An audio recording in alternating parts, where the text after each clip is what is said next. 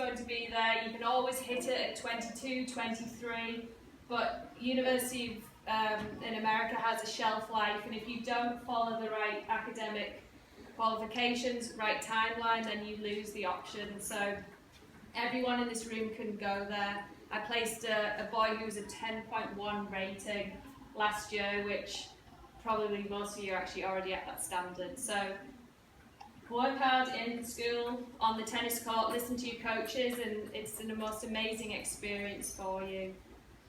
Now, I always show this video because it literally is a perfect snapshot of what college is all about. Now, this is John Isner. You probably know John Isner from being top 10 in the world, top 50 in the world, but he played at the University of Georgia. And this is at NCAA finals in front of 5,000 people. And he's about to clinch for his team. Now, you might not be able to play at such a high level of tennis, but if you see on Facebook, over the course of the year, there'll be videos of players doing exactly the same thing. And so you can experience it too. Dan, I'm sure, had clinched many times for LSU when he was there, but this is what college is all about, basically.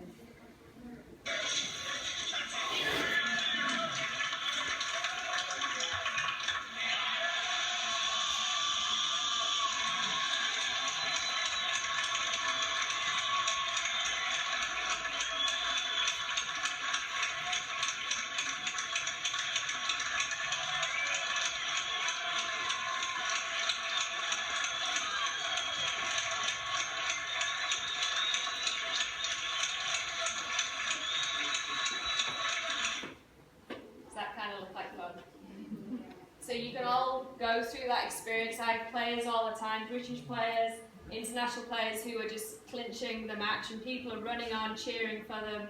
It's a really great memory to have. So that's something that you're working towards. Now, because all these scholarships are costing about $200,000 a year for the university to pay for you to be there, there's going to be a whole host of different rules that you have to follow. Academics are probably the biggest priority for coaches and universities. They have to make sure that you're eligible. So they're not only looking for a great tennis player who has a great work ethic, a great attitude, but they're looking for a really good student as well. Now, thankfully, you're at a setup here where you have a school and you had academic advisors and tutors who are going to help you make sure that you're on the right timeline. So as long as you kind of follow what they're putting in front of you and you listen and you work hard, then we're not going to have any issues. Now, if you aren't from here and you are wondering how to kind of maintain that eligibility, the NCAA are going to give you 3 years from year 9 to complete a minimum of 5 GCSEs. So if you're on the NYP program, you've got to still do those core subjects, but the graduation date is going to be at the end of A-levels.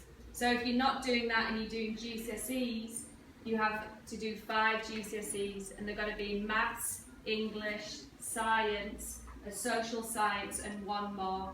So the 1 more could be another social science, it could be another science, it could be a foreign language. In Britain, we call social science a humanities. Religious studies doesn't count, so it has to be a history, a geography, a sociology, a psychology, or a modern studies. Now, if you're doing the GCSE track, you can actually go to America after you've completed them. In 11 years of helping players, I've never had 1 player go that early. The transition is hard enough as it is when you're 18, so it wouldn't even be something I would even contemplate. But that's when they first see the first graduation point if you're doing the GCSEs. If you're not, and also doing the middle year program, they expect you to do a minimum of 2 A-levels. Now, for those who have missed out a social science or an English or a science, you can pick it up in your A-levels. A lot of players miss out that social science, so just pick it up in an A-level choice. Now, you've got 2 years to complete 2 A-levels. The way they work out the grade point average, so the way that the coach gives you the academic scholarship money, is how well you do in those GCSEs or the middle year program. they're the grades that they're kind of looking at. When you go on to your A levels, they simply want you to pass them. Now, it doesn't mean that you down tools and think, okay, I'll just get an E, that's fine. The coaches still want good grades, but in order to generate academic money, it's going to come from the NYP program or the GCSEs. So if you're in that program now, work hard. The better your grades, the better the options you're going to have for tennis. Now, once you've finished your A levels, you then have to get yourself out to America either that August or no later than the January if you want to go to Division 1. So you're about 6 months out of school. So usually once you start this process, you're speaking to the coaches, you're talking to the team, you might have gone on a visit. You're kind of so desperate to get out there in August anyway that it's not an issue. But if you finish in August and think, actually I'm not ready, I'm not going to go to the following August, then you're going to start impacting your eligibility. So that's probably the biggest thing in this room, because you have such a great care system around you.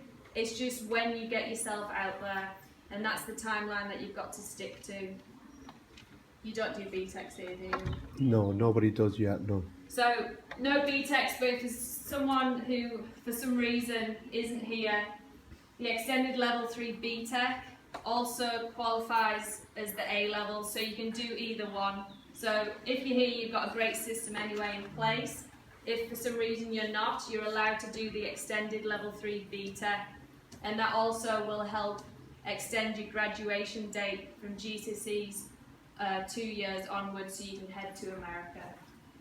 So the biggest thing from this, really, because you do have a good system around you, are grades. Better the grades, bigger the academic scholarship, more opportunities to go to a better level of tennis school. A coach will take a risk on someone who's a top class student who perhaps hasn't quite reached their potential on the tennis court. So it's good to be talented, but if you don't have the work ethic, if you don't have the attitude, you don't have the grades, they might kind of go for that person who does. So that's something to think about. Now you've ticked all the boxes, you're doing the right schooling, you're getting really good grades. The NCAA, they're going to check that you're not a professional athlete. Now, to be a professional athlete, it doesn't mean you're just playing pro events. It means that maybe you've fallen foul of one of these few things. Accepting prize money. Now, I was 199 in the world and I was £10,000 in debt. So I am sure that when you go to a tournament, you're probably spending a lot more than you actually are bringing in. But if you have the best tournament of your life and you bring £1,000 in 1 week, just be mindful of the fact that they're probably going to ask about that week. They won't ask for receipts, they might not dig too deeply, but just be aware that your expenses have to be more than the prize money. Now, I've had players who are 30 in the world in ITFs going, it's not an issue, but it's just something to kind of be aware of. If you sign a contract, this one's a bit of a grey area. I'm sure everyone here might get cheaper rackets, free clothing. Again, as long as it's not on social media and you're sat there with all your Babolat gear and a check from Babolat, there's no way the NCAA can find out. So be very mindful of what you put on social media. I had one player who literally laid out all of his free clothing and rackets and wrote about it. So don't ever put anything like that online, just because it's an easier way for the NCAA to find out. And that goes with everything. When you're being recruited, they're looking past your tennis, they're looking at the type of person you are. So your Facebook page, your Twitter page, your Instagram, be very mindful of what you're putting on there, because the coach is going to look at it, and if they don't like what they see, they won't recruit you. And that's a good thing to think about anyway. If you want a job after university, you've got to be very careful what you're putting online. Having an agent.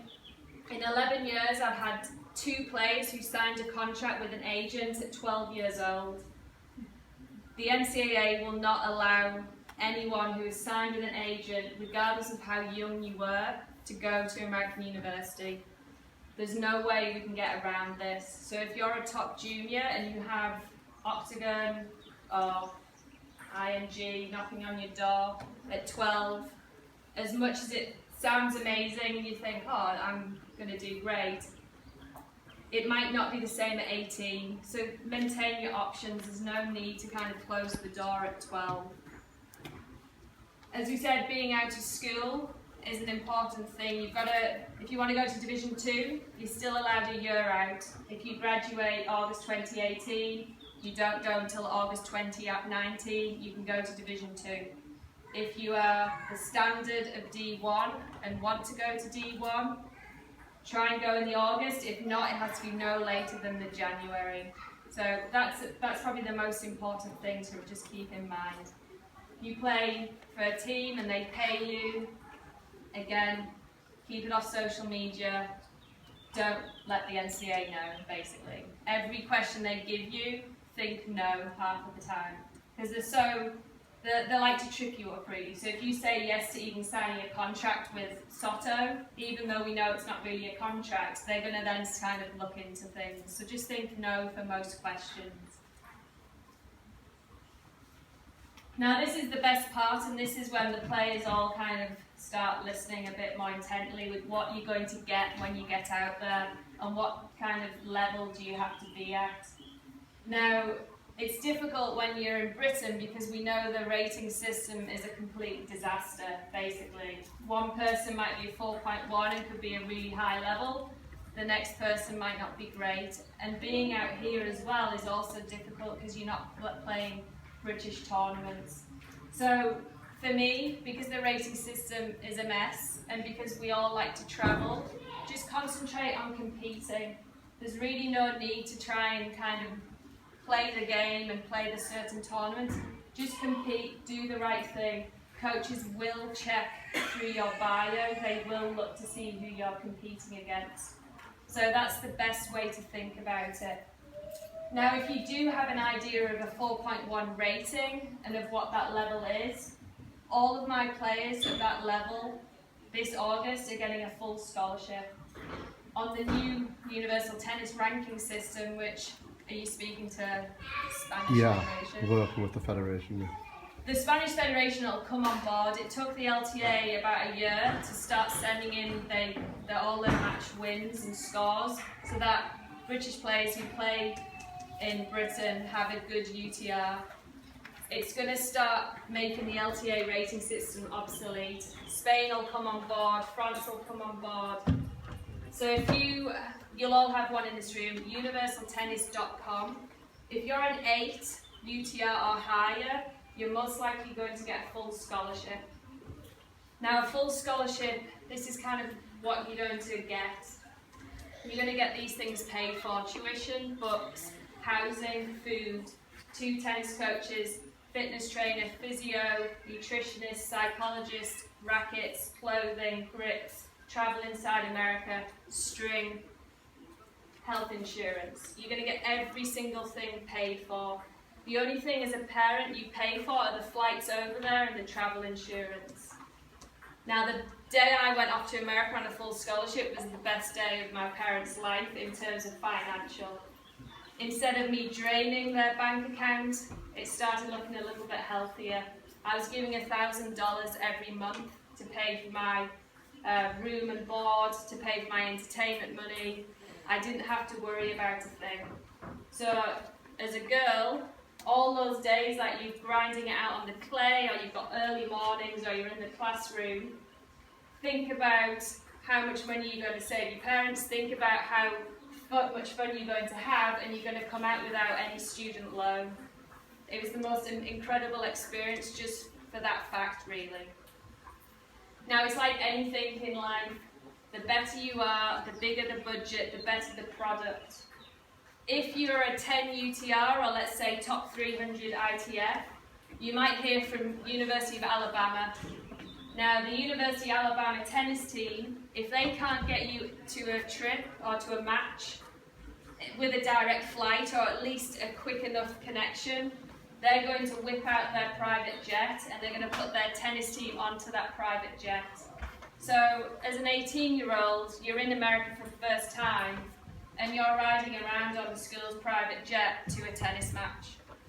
That's the kind of thing to expect if you work hard and you reach that standard.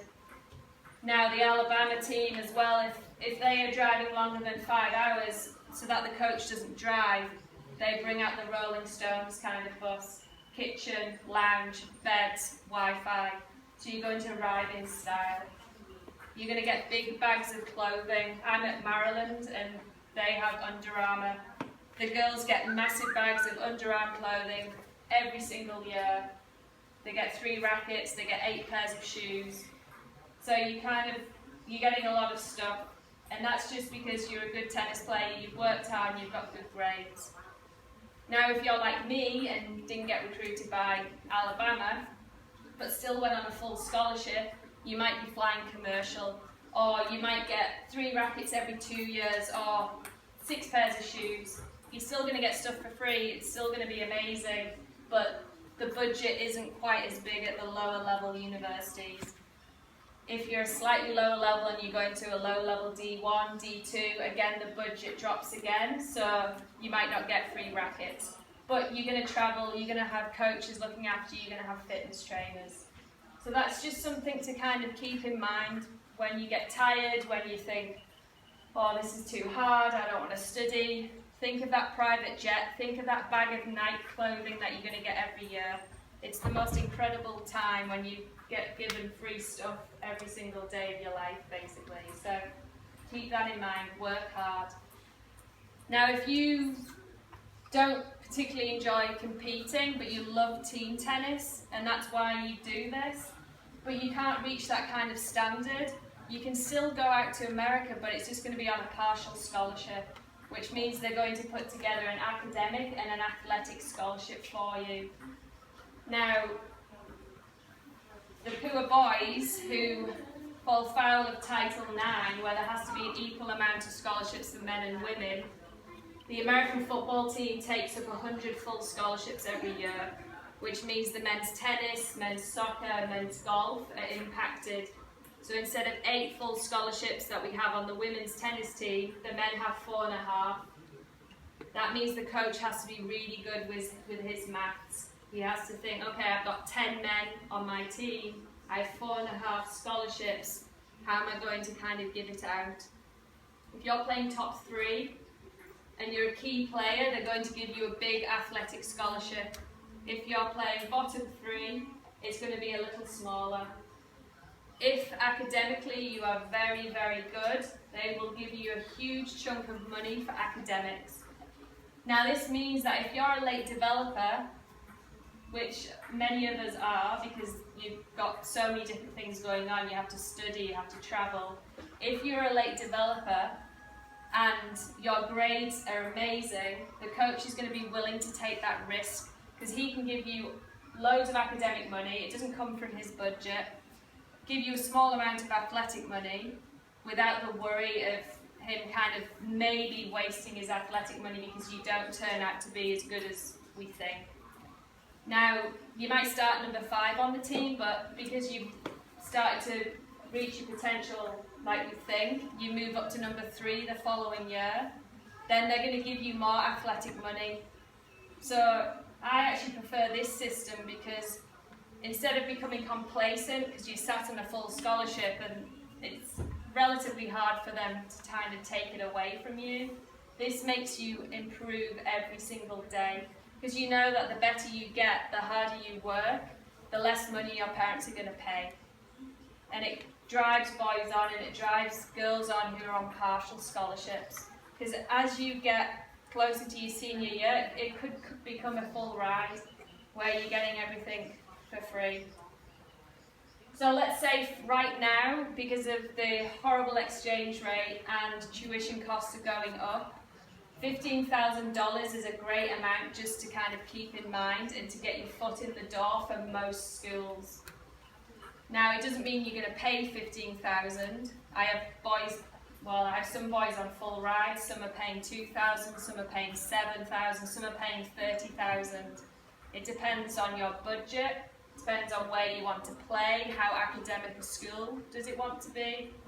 And so the budget side of things is what I'll discuss with you first. I won't tell the coach, but I need to know that you're a 4.2 rating, you're a C student. If you don't have a budget of 15,000, it's going to become very difficult for me to place you. If you're 800 ITF, or I don't know, 2.1 rating, or a 10 UTR or higher, and you're an all-A student, then maybe we can get it down to 8,000. So the budget's very important. 15,000 that first year is a good amount to think about. If you can't possibly afford that, then we can kind of chat about it and think of different ways around it if you're not at that level academically and athletically. Obviously the cost of the schools, some schools cost $25,000, some cost $75,000. Usually the academic ones are far more expensive. If you're in Malibu, California, opposed to Alabama or LSU, it's going to be a little bit cheaper at those other places to live. So all of these different variables we can kind of plug in and find the right place for you. Now for that $15,000, you're getting everything I just said that the girls get in a full scholarship. So you're getting tuition, you're getting books, you're getting food, you're getting housing. If you think about British universities, it's £9,000 for tuition, then you think about housing, then you think about food, and then finally you think about your tennis. So $15,000 is an incredible amount to think you might be flying on a private jet, or you at least are going to be flying commercial almost every weekend.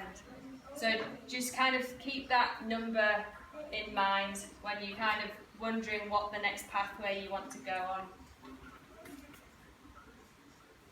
Okay, so the first, I always break it up. The first section is all about the standards, what you need to aim for, what to expect, all the academics, the amateurism. Are there any questions from that side first? When does the academic year start and finish? So in America, we have 2 semesters. Most schools do. Some do it a little differently, but the majority have 2 semesters. There's going to be the fall semester, which is August to December, and then you'll have the spring, January to May. So we'll go over the whole what's a college day like, how does it structure next, but August is the first time when you'll probably end up out there. So from May to August, nothing. They come home? Yeah, if you want, I played a lot of